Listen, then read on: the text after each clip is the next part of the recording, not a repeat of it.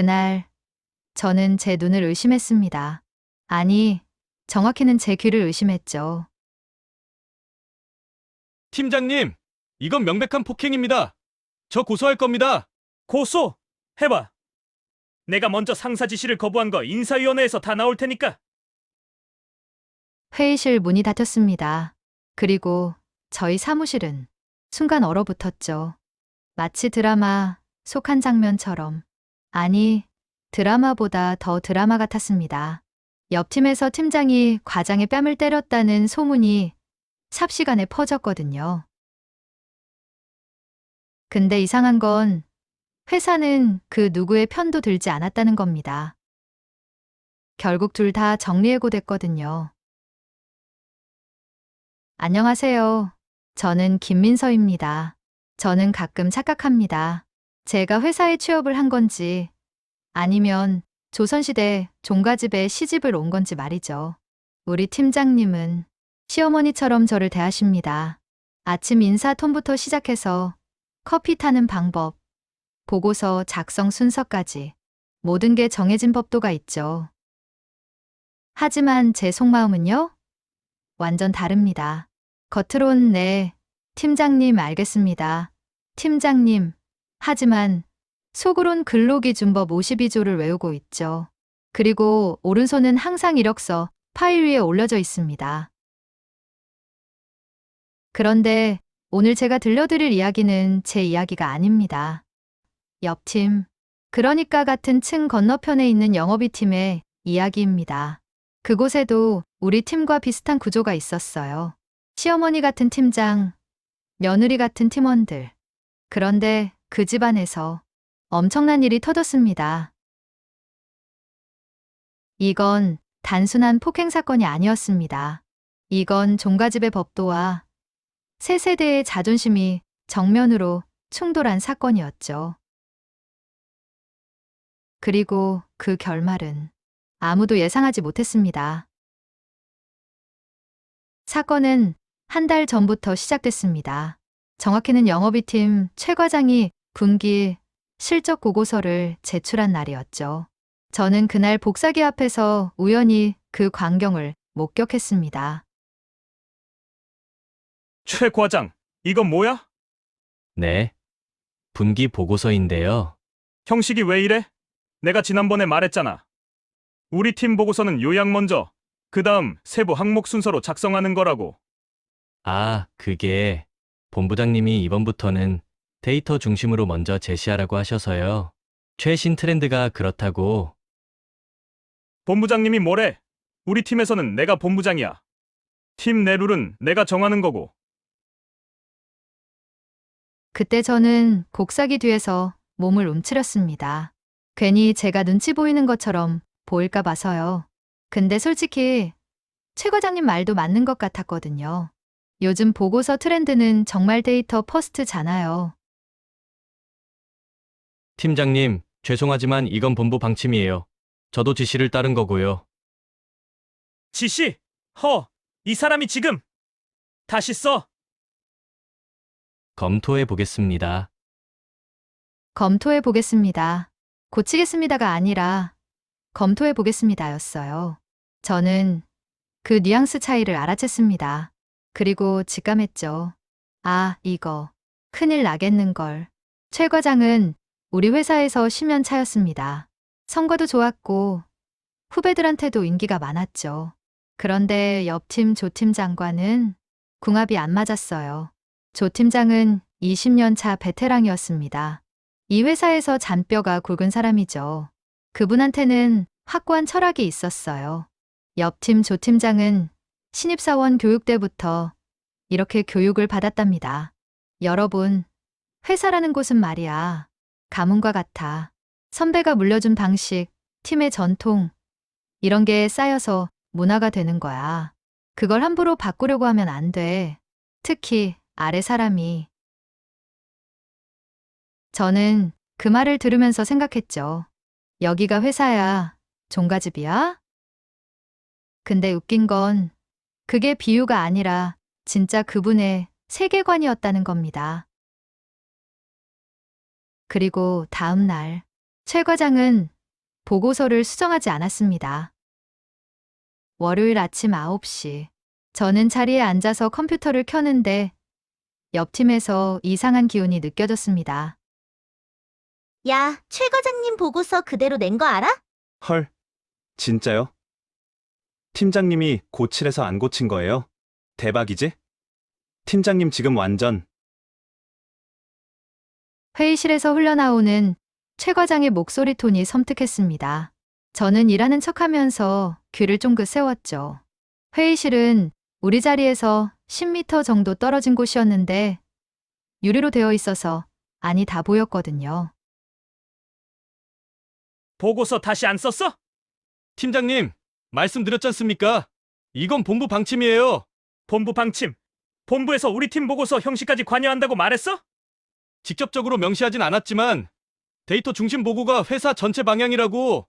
그래서 그게 팀장인 나한테 보고도 없이 맘대로 바꿔도 된다는 근거야? 맘대로가 아니라 더 나은 방향으로 개선한 겁니다. 저는 그 순간 숨을 멈췄습니다. 최 과장님이 목소리를 높였어요. 팀장한테. 우리 회사에서 그건 금기였거든요. 최 과장은 전형적인 ENTJ였습니다. 효율 중시, 논리 중시, 위계보다는 성과. 반면 조 팀장은 ISTJ의 끝판왕, 전통, 절차, 위계 질서. 이 둘의 조합은 폭탄이었죠. 개선. 최 과장, 너 지금 10년 차 맞아? 네, 10년 차면 알겠네. 조직에서 가장 중요한 게 뭔지. 성과 아닙니까? 질서야. 질서. 아무리 성과가 좋아도 질서를 어지럽히면 조직은 무너져. 최 과장 비웃으며 그 질서가 구시대적이면요. 그 순간 시간이 멈춘 것 같았습니다. 구시대적. 최 과장이 그 단어를 내뱉은 순간 저는 알았어요. 이건 돌이킬 수 없겠구나. 나가. 나가라고. 최 과장이 회의실을 나왔습니다. 얼굴이 굳어 있었어요. 분노와 수치심이 섞인 표정이었죠. 그리고 사무실로 돌아온 조 팀장의 얼굴은 더 무서웠습니다. 그날 이후 옆 팀의 분위기는 냉전 그 자체였습니다. 조 팀장은 최 과장을 철저히 무시하기 시작했어요. 옆팀 조회 시간. 자, 오늘 할 일 브리핑 시작하겠습니다. 이 대리, 신규 프로젝트 어떻게 돼가? 네, 팀장님. A사 계약 거의 마무리 단계입니다. 좋아. 박 대리는 비사 미팅 내일 잡혀 있습니다. 오케이. 그럼 오늘 일정은? 최 과장 차례가 됐는데 그냥 넘어갔어요. 완전 투명인간 취급. 저 팀장님. 저는 아, 최 과장은 본인이 알아서 하고 싶은 대로 하면 되지. 본부 방침대로. 그 말투가 칼날 같았습니다. 본부 방침대로 라는 말에 온갖 비꼬는 뉘앙스가 다 담겨 있었죠. 이게 뭔지 아세요? 이거 전형적인 조직 내 왕따 1단계입니다. 직접적인 폭력이나 욕설이 아니라 존재를 지우는 거예요. 말을 안 거는 것, 회의에서 의견을 묻지 않는 것, 업무 공유에서 제외하는 것. 이게 은근한 폭력이죠. 그리고 더 무서운 건 주변 사람들의 반응이었습니다. 옆팀, 점심시간이었습니다. 야, 요즘 최 과장님 완전 아웃당하신 것 같지 않아? 에이 뭐 좀 지나면 괜찮아지겠지. 팀장님도 화 풀리실 거고. 근데 솔직히 최 과장님도 좀 그러신 거 아냐? 팀장님 말씀을 정면으로 거부하면 그건 좀 뭐 그렇긴 한데. 에휴, 나는 그냥 조용히 내 일이나 해야지. 박 대리는 전형적인 방관자였습니다. 좋은 게 좋은 거지 라는 마인드. 문제가 생기면 외면하고 편한 쪽으로만 가려고 하는. 그리고 이 대리는 은근히 팀장 편을 들면서 자기 입지를 다지고 있었어요. 조직 내 빌런의 고전적 행동 패턴이죠. 강자 편에 서서 약자를 까는 것. 이 대리 복도에서 조 팀장에게 이야기하고 있습니다. 팀장님 요즘 고생 많으시죠? 요즘 후배들은 정말 버릇이 없는 것 같아요. 그러게. 요즘 애들은 조직이 뭔지를 몰라. 맞아요. 저희 때는 상사 말씀이면 무조건 따랐는데, 저는 그 대화를 우연히 들었습니다. 그리고 생각했죠. 역겹다고. 저희 때는 이 대리님 7년 차잖아요. 저희 때가 언제인데요? 그리고 무조건 따르는 게 미덕이었다면 지금 우리 회사가 이 모양일 리가 없죠. 혁신은 어떻게 일어나는데요? 여기까지 들으신 분들은 아마 두 가지 생각을 하실 겁니다. 어떤 분은 이렇게 말씀하실 거예요. 최 과장이 너무 건방지다. 10년 차면 조직 문화를 알아야 하는 거 아니냐고. 또 어떤 분은 이렇게 말씀하실 겁니다. 조 팀장이 구시대적이다. 좋은 의견이면 받아들여야 하는 거 아니냐고. 그런데요.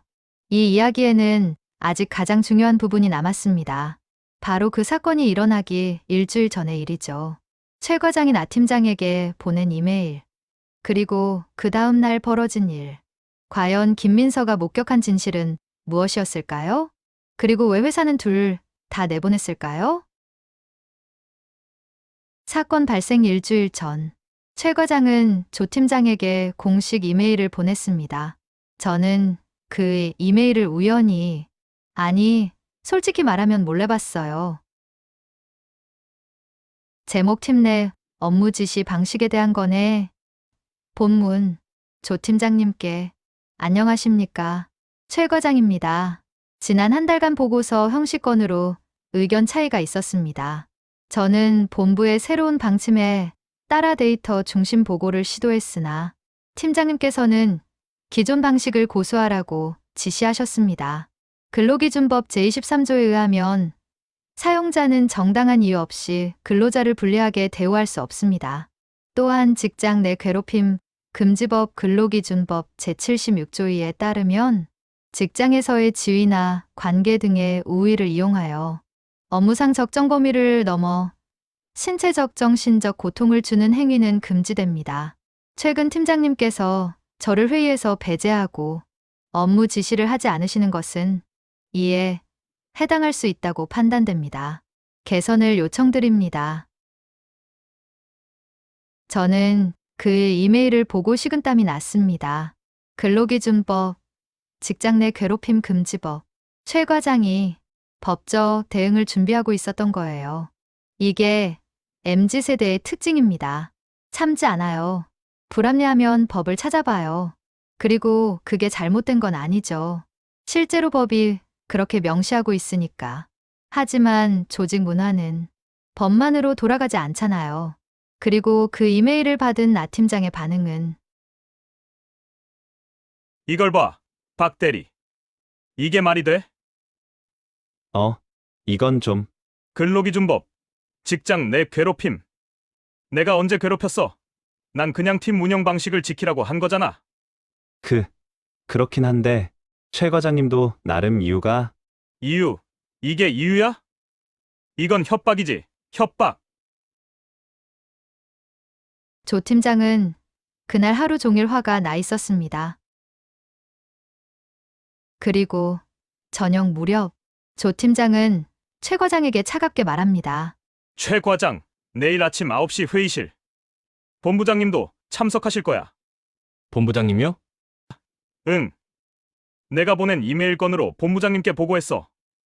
본부장님이 직접 들어보고 싶대. 최 과장의 얼굴이 굳었습니다. 이건 에스컬레이션이었어요. 문제를 더 큰 단계로 올린 거죠. 조직에서 갈등이 상위 레벨로 올라간다는 건 양쪽 다 손해예요. 이기든 지든 둘 다 이미지에 타격을 입거든요. 그런데 조 팀장은 그걸 감수한 거죠? 아마 생각했을 겁니다. 내가 20년 동안 쌓아온 신뢰와 10년 차 과장의 신뢰, 본부장님은 누구 편을 들까? 다음 날 아침 9시, 회의실에는 세 사람이 모였습니다. 본부장, 조 팀장, 최 과장. 저는 물론 그 자리에 없었지만 나중에 소문으로 다 들었어요. 회사라는 곳이 원래 그렇잖아요. 비밀은 없어요. 자, 둘 다 앉아. 조 팀장, 먼저 상황 설명해봐. 네, 본부장님. 사실은 이렇습니다. 최 과장이 팀 내보고 형식을 임의로 변경했고 제가 수정을 지시했으나 거부했습니다. 그리고 어제 제게 이런 이메일을 보냈습니다. 직장 내 괴롭힘이라는 표현까지 쓰면서요. 최 과장, 너는 어떻게 생각해? 본부장님, 저는 회사의 새로운 방침에 따라 더 효율적인 보고 방식을 제안한 것뿐입니다. 그런데 팀장님은 그걸 거부하셨고, 심지어 저를 회의에서 배제하고 업무 지시도 하지 않으셨습니다. 이건 명백한 부당 처우라고 생각했습니다. 본부장은 난처했을 겁니다. 양쪽 말이 다 일리가 있었거든요. 조 팀장 입장에서는 팀 질서를 지키려는 것이고, 최 과장 입장에서는 더 나은 방법을 제안한 것이니까. 좋아. 나는 이렇게 정리하지. 최 과장, 내 의견도 일리 있어. 데이터 중심 보고가 트렌드인 것도 맞고, 그런데 팀 내 변화를 시도할 때는 팀장과 먼저 협의했어야 해. 협의를 시도했으나 거부당했습니다. 거부당했다고 법 조항을 들이대는 건 과했어.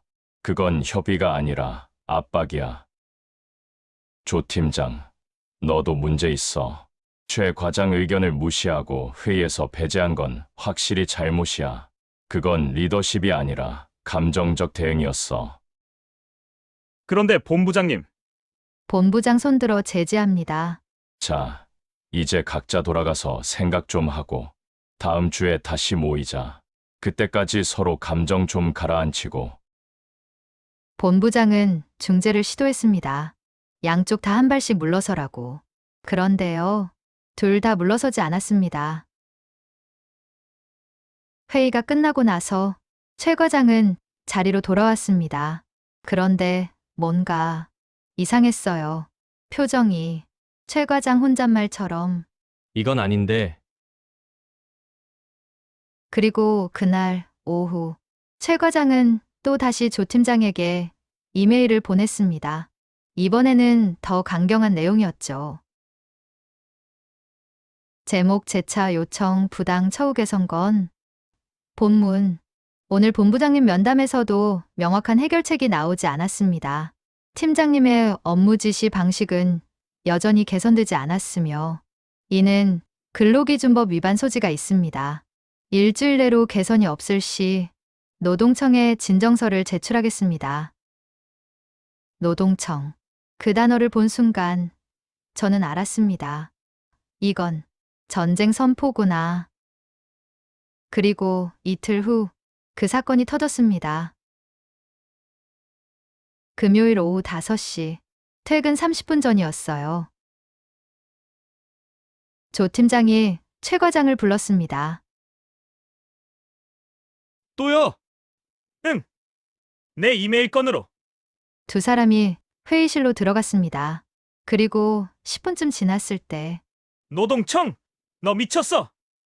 미친 건 팀장님이죠? 20년 전 방식을 고집하시면서 이 자식이. 그 순간 조 팀장이 최 과장 뺨을 때리는 소리가 크게 들렸습니다. 그 소리를 들은 순간 사무실이 얼어붙었습니다. 모두가 회의실을 쳐다봤죠. 유리문 너머로 보였어요. 조 팀장이 최 과장의 뺨을 때린 것이 지금 저 때리셨어요? 때렸어. 맞았으면 정신 차려. 이건 폭행입니다. 명백한 폭행이에요. 최 과장이 회의실 문을 열고 나왔습니다. 뺨이 빨갛게 부어 있었어요. 그리고 똑바로 인사팀으로 향했습니다. 팀장님께 폭행당했습니다. 고발하겠습니다. 그렇게 사건은 공식화됐습니다. 그 다음 주 화요일, 임시 인사위원회가 소집됐습니다. 조 팀장과 최 과장 둘 다 출석했죠. 저는 물론 그 자리에 없었지만 결과는 전 직원에게 공지됐습니다. 인사, 조치 공지, 영업이팀 조 팀장 폭행 행위로 인한 정리해고, 영업이팀 최 과장 반복적인 업무 지시 거부 및 조직 질서 문란으로 정리했고 둘 다 잘렸습니다. 회사는 누구의 편도 들지 않았어요. 양쪽 모두에게 문제가 있다고 판단한 거죠. 조 팀장의 폭행은 명백한 범죄였습니다. 근로기준법 제8조. 폭행은 어떤 이유로도 정당화될 수 없어요. 하지만 최 과장도 문제가 있었습니다. 업무 지시 거부는 정당한 사유가 없는 한 징계 사유가 될 수 있거든요. 그리고 반복적으로 법 조항을 들이대며 압박한 것도 조직 내 신뢰 관계를 파괴한 것으로 판단됐죠. 인사위원회의 결과 요지는 이랬습니다. 조 팀장 팀 관리 방식이 권위적이며 부하 직원의 정당한 의견을 무시했음. 특히 폭력 행사는 용납 불가. 최 과장 팀 내 협의 없이 독단적으로 업무 방식을 변경했으며 상사에 대한 반복적인 법적 압박은 조직 질서를 해쳤음. 그렇게 둘 다 회사를 떠났습니다. 20년 차 베테랑과 10년 차 중견. 둘 다 유능한 사람들이었는데 말이죠. 사건 이후 저는 생각했습니다. 대체 누가 잘못한 걸까? 나 팀장이 잘못한 걸까요? 20년 동안 지켜온 팀의 질서와 문화를 유지하려 한 것이 잘못일까요? 물론 폭력은 절대 안 되지만 그 전까지의 대응은 과연 전부 틀렸을까요? 아니면 최 과장이 잘못한 걸까요? 더 나은 방법을 제안하고 부당한 처우에 법적으로 대응한 것이 잘못일까요? 물론 조직 내 협의는 필요하지만 구태의연한 방식에 도전한 것까지 잘못일까요? 저는 답을 못 찾았습니다. 그리고 어쩌면 답이 없는 게 답인 것 같아요. 조직에는 두 가지 가치가 충돌합니다. 안정성과 혁신성, 전통과 변화, 위계와 수평. 조 팀장은 안정성을 선택했고 최 과장은 혁신성을 선택했어요. 둘 다 틀리지 않았습니다. 하지만 둘 다 상대를 인정하지 않았죠. 그게 문제였어요. MZ세대는 말합니다. 나 때는 말이야 꼰대 문화는 이제 그만이라고. 합리적인 게 맞다고. 그런데 기성세대는 말합니다. 조직은 질서가 있어야 한다고. 너무 빨리 변하면 무너진다고. 누가 맞을까요? 저는 모르겠습니다. 다만 한 가지는 확실해요. 폭력은 안 된다는 것. 그리고 대화가 끊기는 순간 모두가 패배한다는 것. 옆팀 영업이 팀은 이제 새로운 팀장을 맞이했습니다. 40대 초반의 젊은 팀장이에요. 그분은 첫 조회 때 이렇게 말했습니다. 저는 여러분의 의견을 듣고 싶습니다. 하지만 최종 결정은 제가 하겠습니다. 그게 리더의 책임이니까요. 저는 그 말을 듣고 생각했습니다. 아, 균형이구나. 듣되 결정하고 존중하되 책임지는 것. 그게 진짜 리더십이구나. 오늘 이야기는 여기까지입니다. 여러분께 묻고 싶습니다. 만약 여러분이 조 팀장이었다면 어떻게 했을까요? 만약 여러분이 최 과장이었다면 어떻게 대응했을까요? 그리고 만약 여러분이 본부장이었다면 이 둘을 어떻게 중재했을까요? 댓글로 여러분의 생각을 들려주세요.